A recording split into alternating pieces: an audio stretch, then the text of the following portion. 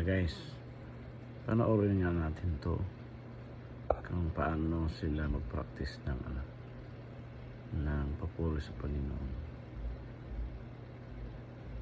sa bahay. Tingnan natin.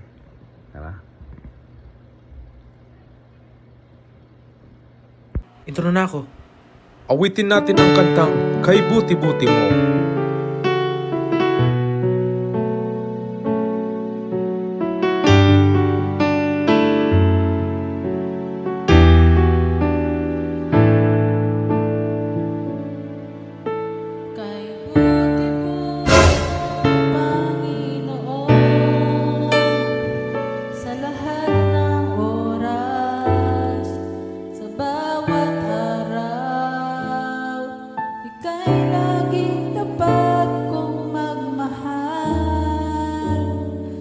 Iyong kaawa ay magpawalang hanggan.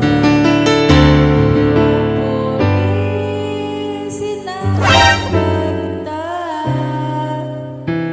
kilang Diyos.